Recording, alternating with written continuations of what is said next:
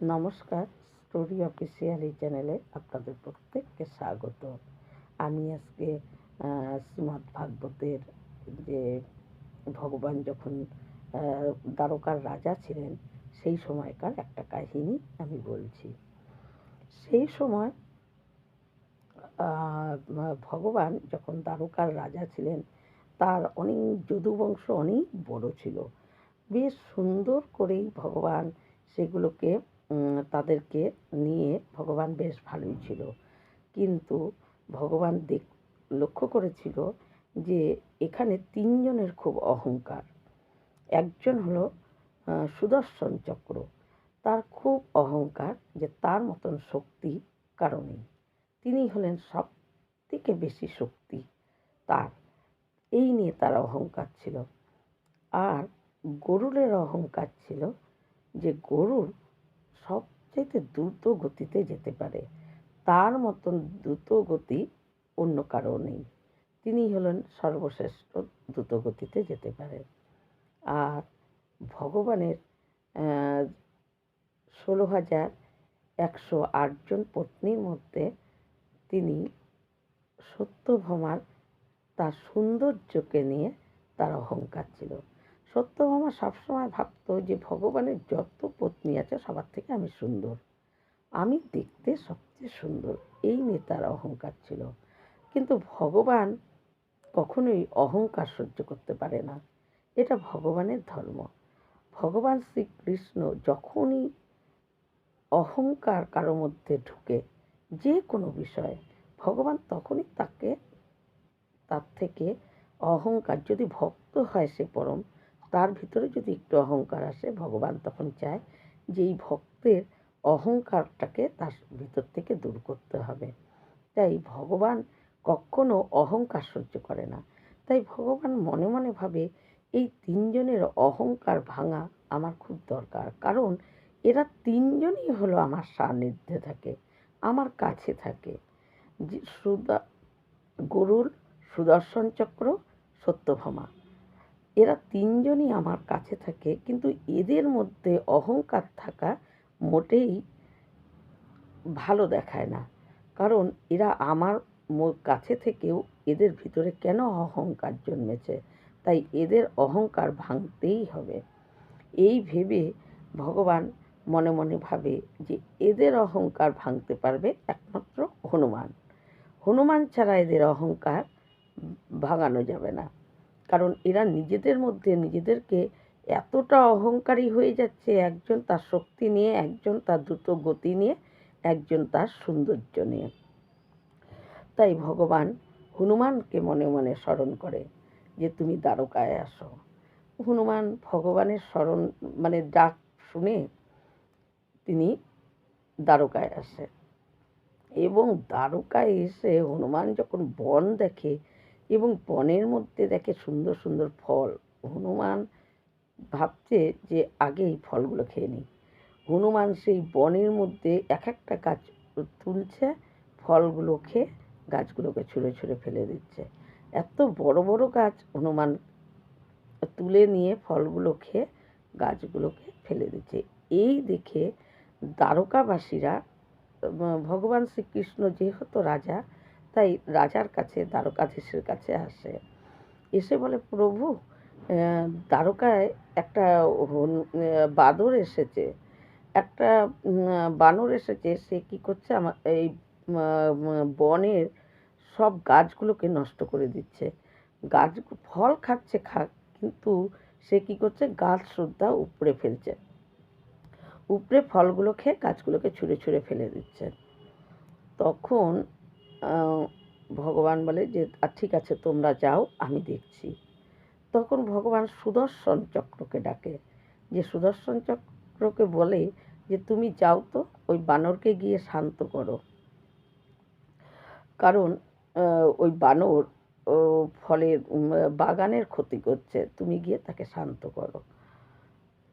কিন্তু সুদর্শন চক্র তখন ভগবানকে বলে যে সামান্য একটা বানরকে শান্ত করার জন্য আমার যেতে হবে, আমি হলাম সর্বশক্তিমান, আর আমার থেকে কারো বেশি শক্তি নেই, আর সামান্য একটা তুচ্ছ কাজে আপনি আমাকে পাঠাচ্ছেন। ভগবান বলছে তুমি যাও না।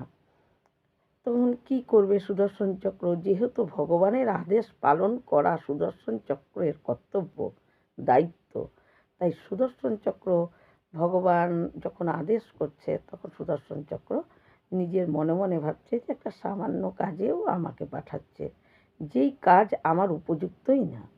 আমার যা শক্তি এই কাজ করার জন্য আমি গেলে সত্যি আমার একটা লজ্জা, কিন্তু দ্বারকাধীশের আদেশ আমার যেতেই হবে।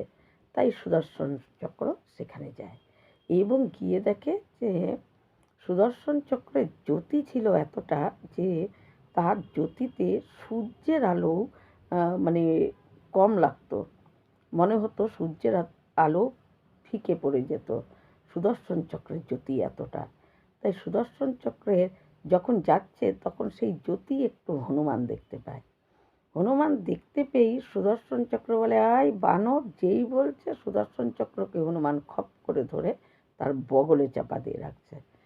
রেখে সুদর্শন চক্র তার বগল থেকে বেরানোর জন্য, হনুমানের বগল থেকে বেরানোর জন্য অনেক চেষ্টা করে, কিন্তু সুদর্শন চক্রের ক্ষমতাও হয় নাই যে হনুমানের হাত থেকে সে ছাড়া পায়। সুদর্শন চক্রকে বগলে চেপে হনুমান এক হাতে গাছ তুলছে, ফল খাচ্ছে, ওই বনের মধ্যে এরকম করে যাচ্ছে। সুদর্শন চক্র অনেকক্ষণ না আসা দেখে তখন দ্বারকাধীশ গরুলকে বলে যে গরুল, তুমি যাও তো, গিয়ে ওই বানরকে বলো যে আমি ডেকেছি, এটা বলো, আর সুদর্শন চক্রের কী খবর সেটাও তুমি নিয়ে আসো। যাও, তুমি তাড়াতাড়ি যাও। যেই বলছে যাও তুমি তাড়াতাড়ি যাও, তখন গরুরের মানে এই তাড়াতাড়ি যাও কথাটা গরুলের ভালো লাগেনি। গরুল বলছে যে প্রভু আমি যাচ্ছি, কিন্তু তাড়াতাড়ি যাও কথাটা আপনার বলাটা ঠিক হচ্ছে না, কারণ আমার মতো দ্রুতগতি কারো নেই। আমি যাব, আসবো, আপনি চোখের পলকে আমি যাব, চোখের পলকে আমি চলে আসবো, কারণ আমার মতো এত দ্রুত গতি আর অন্য কারো নেই।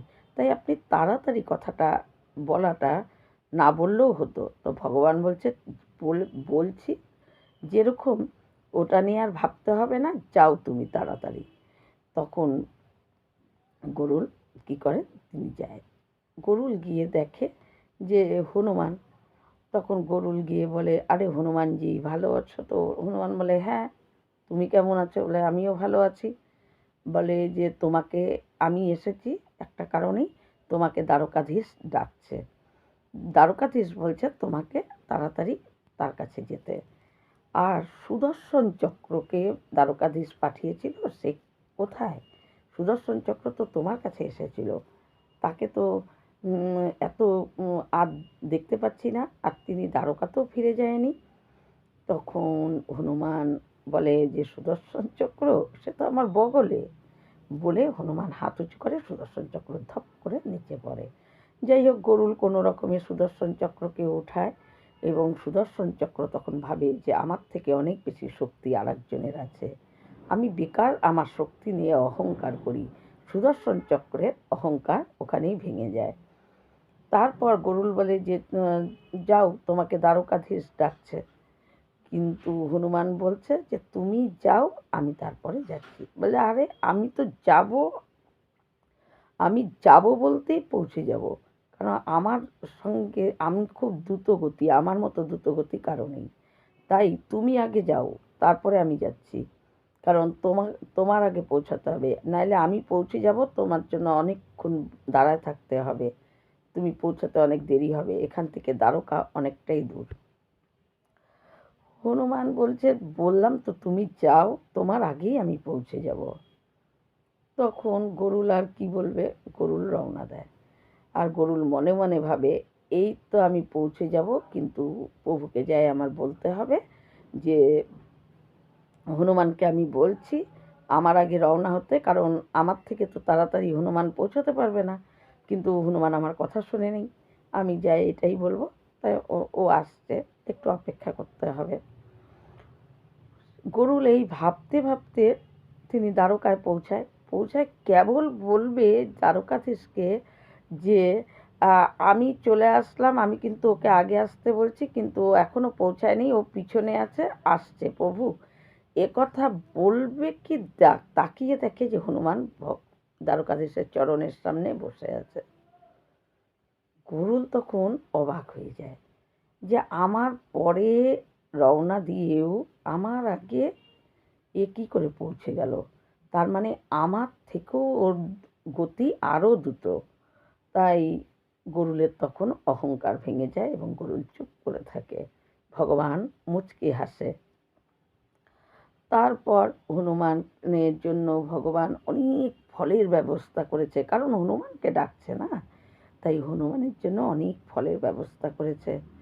হনুমান বলছে, প্রভু আমি ফল খাবো, আমি নিশ্চয়ই ফল খাবো, কিন্তু প্রভু আমার যে সীতা মাকে খুব দেখতে ইচ্ছা করছে, প্রভু আপনি আমাকে শুধু একটু সীতা মা, আমার মাতাকে আপনি একটু দেখান, তারপর আমি এখানে ফল খাবো। তখন ভগবান তার ভিতরে যায় এবং ভিতরে গিয়ে তার পত্নীদেরকে বলবে যে তোমরা মানে ভগবানের সীতা যে একজন আমার পাশে এসে বসো, হনুমান তার সীতাকে দেখতে চায়। কিন্তু এই কথা ভগবান ভাবছে যে রুক্মিণীকে বলবে, ভাবতেই ভগবান যেতেই সত্যভামা এই কথা শুনতেই সত্যভামা বলে যে প্রভু আপনি গিয়ে বসেন, আমি আসছি আপনার পাশে বসতে। ভগবান কিছু বলে নেই, ভগবান এসে হনুমান যেখানে আছে ওখানে বসে আছে সিংহাসনে। রুক্মিণী সে অপূর্ব সেজেছে, একেই সুন্দর, তাতে আরও সুন্দর সাজছে। সে যে রুক্মিণী এসে দ্বারকাধীশের পাশে বসেছে। কিন্তু হনুমান বলে যে প্রভু আপনি তো দেখি এই দাপর যুগে আপনি আরও আমার প্রভু রাম তার থেকেও আপনি বেশি দয়ালু হয়ে গেছেন। আপনি তো দেখি দাসীদেরকেও আপনার পাশে বসানোর ব্যবস্থা করেছেন, তাই আপনি খুব দয়ালু প্রভু। এই কথা শুনে সত্যভামা তার সৌন্দর্যের প্রতি তার অহংকার ভেঙে যায়। সত্যভামা সেখান থেকে উঠে ঘরে চলে যায় যে সীতা কত সুন্দর, যে আমি দ্বারকাধীশের পাশে বসছি, হনুমানের চোখে আমাকে মনে হচ্ছে সাধারণ একটা দাসী। তাই বলছে যে প্রভু আপনি এতটাই দাপর যুগে দয়ালু হয়েছেন যে আপনি দাসীকেও আপনার পাশে বসতে দেন। তাহলে আমাকে হনুমান সাধারণ দাসী ভাবছে, তাহলে সীতা আমার থেকে অনেক বেশি সুন্দর। তখন সেই সময় রুক্মিণী কী করছে, হনুমানের জন্য অনেক সে কলা ফল নানা রকম ফল নিয়ে হনুমানের কাছে আসে। হনুমান তখন বলে যে প্রভু এই তো আমার সীতা মাইয়া, এই তো আমার সীতা মা বলে রুক্মিণীর পায়ে হনুমান প্রণাম করে এবং রুক্মিণী তখন উঠায়। আর দ্বারকাধীশ আর রুক্মিণী এই দুজনকে রাম সীতা রূপে হনুমানকে দেখা দেয় এবং হনুমান মন ভরে প্রাণ ভরে তার প্রভু রাম আর মা সীতাকে তিনি দর্শন করেন। করে রুক্মিণী যত ফল দিয়েছে হনুমান দুই হাতে যত ইচ্ছা খেয়ে তারপরে দ্বারকাধীশের কাছে রুক্মিণীকে প্রণাম করে বলে প্রভু এবার আমাকে আজ্ঞা দিন, আমি যাই। তখন দ্বারকাধীশ তাকে যাওয়ার অনুমতি দেয় এবং দুজনকে প্রণাম করে হনুমান চলে যায়। তাই দ্বারকাধীশ তিনি এইভাবে এদের তিনজনের, হনুমানের দ্বারাই এদের তিনজনের অহংকার ভেঙেছিল। কারণ ভগবানের সঙ্গে থাকলে তার ভিতরে অহংকার, ভগবান কোনো মানুষের কারো অহংকার, ভগবান যখনই কারো ভিতরে অহংকার সৃষ্টি হয় ভগবান তার থেকে দূরে চলে যায়। কিন্তু এরা ভগবানের কাছে থেকেও এদের ভিতরে অহংকার জন্ম নেয়, আর সেই অহংকার ভাঙার জন্যই ভগবান হনুমানের মাধ্যমে এদের তিনজনের অহংকার ভাঙে এবং হনুমান কে সেই রাম সীতার রূপ হনুমান দ্বারকাধীশের থেকে দেখে এবং তাদেরকে প্রণাম করে হনুমান চলে যায়। এইভাবেই দ্বারকাধীশ তার কাছে থাকা তিনজনের অহংকার ভেঙেছিল। এইরকম ভিডিও পাওয়ার জন্য আমার চ্যানেলটিকে সাবস্ক্রাইব করবেন। নমস্কার।